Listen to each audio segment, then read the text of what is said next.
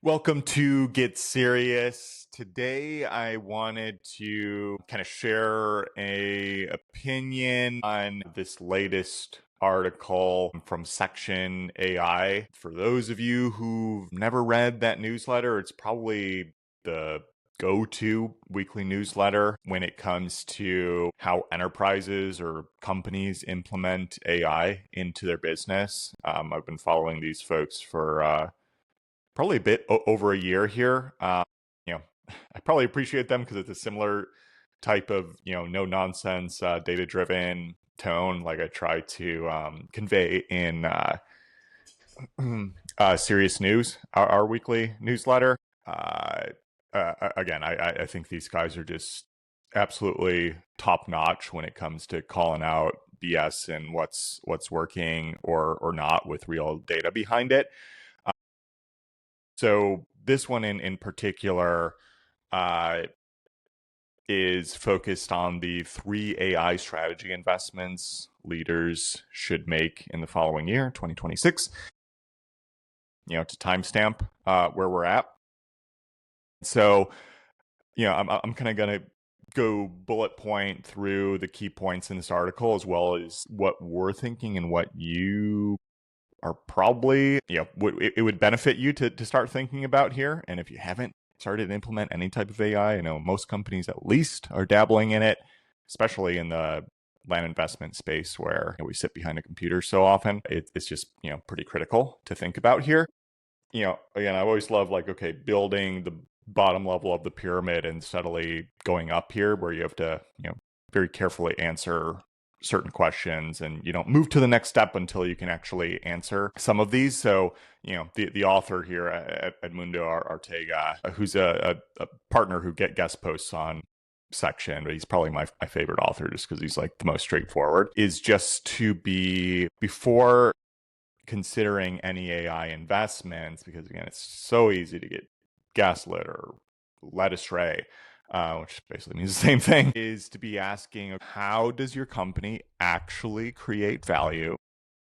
And so, sometimes that's actually a more difficult question to answer. In the land business, the way most land businesses are structured, we had to kind of think about this, as I was building out our Hormozy ACQ AI. It's like, are we a services business or are we a physical products business? When you think real estate, like you kind of think, oh yeah, we're obviously physical products. Like what can be more physical than real estate in and of itself? But in reality, most land businesses, including ours as a capital provider, we're really a service business.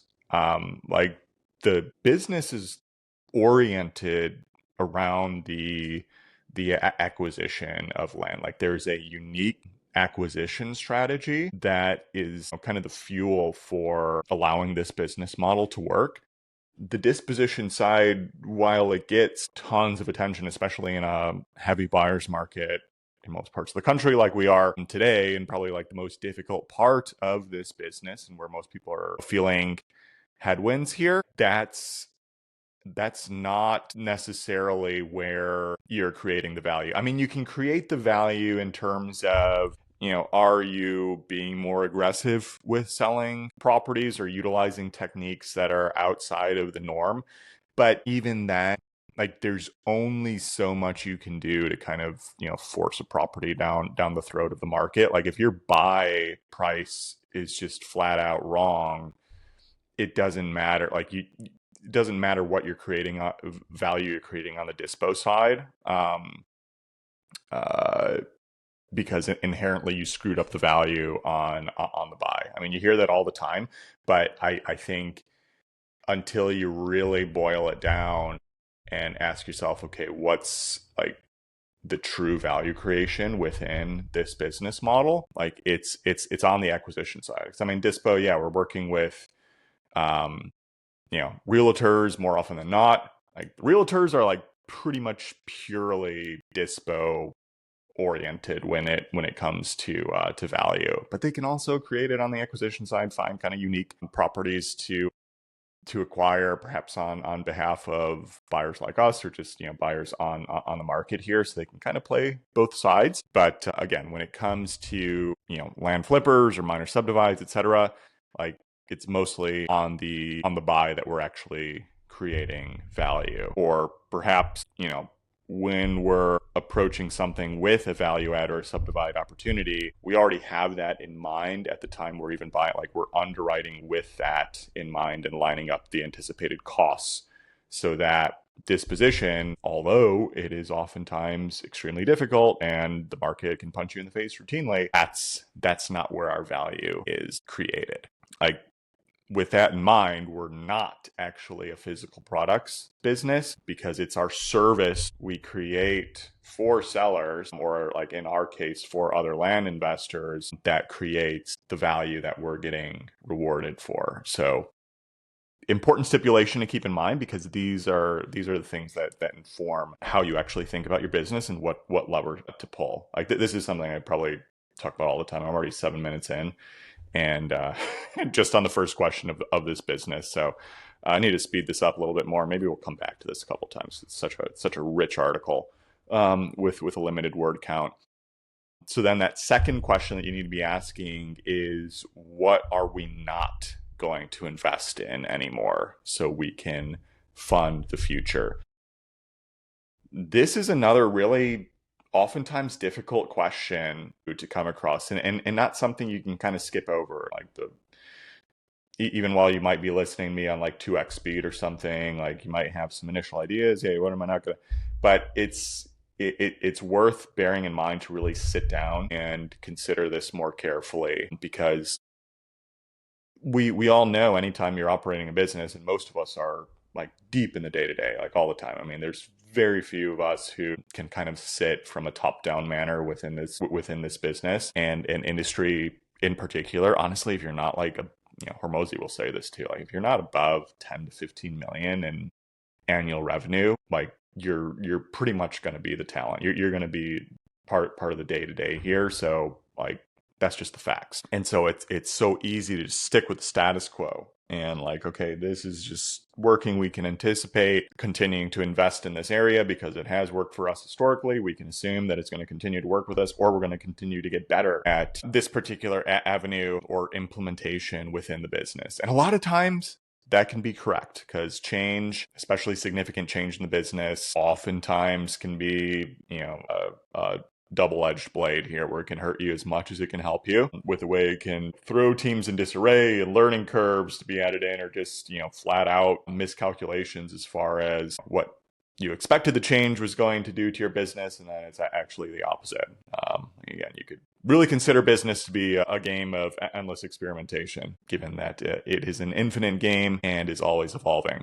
But especially in the age of AI, when just business workflows and tasks and skill sets from yourself, your talent, are kind of changing and becoming more or less valuable so quickly, sometimes even on a weekly basis, that you really have to just start making quicker and oftentimes more difficult calls on what you're not going to invest anymore, so that that future that you're orienting towards can both be funded as well as achieved. Ultimately, you can't do everything here. And if you don't make some cuts, like it's pretty much impossible to make meaningful changes within your business, because most businesses already operate at capacity or close to capacity on, just a day-to-day task business, or, task allocation. Inevitably,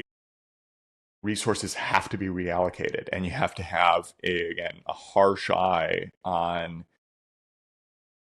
certain investments that you might have made in your business, some things that you might have loved, or you kind of feel what's the paradox of where you're feeling a certain sunk cost fallacy. Come on, Chris. It's so basic. Like so many of us struggle with that. I struggle with that all the time, to where because again, I mean, even from like a reputation, or you think other people are going to like notice, oh, they're pulling back on this, they must be struggling, or like, why did they do this? We have this, you know, mistaken, frankly, expectation that other people are paying so close attention to us and what we're doing, and that, you know, our reputation is going to be forever ruined if we make a key change, or, you know, stop pursuing a particular area within our business or even within our lives here. And honestly, even if that was the case, like, so what? Like, it really only matters what your context on the situation is perceiving, or, you know, your core teams or your core partners within your business, because you're going to have the best context possible.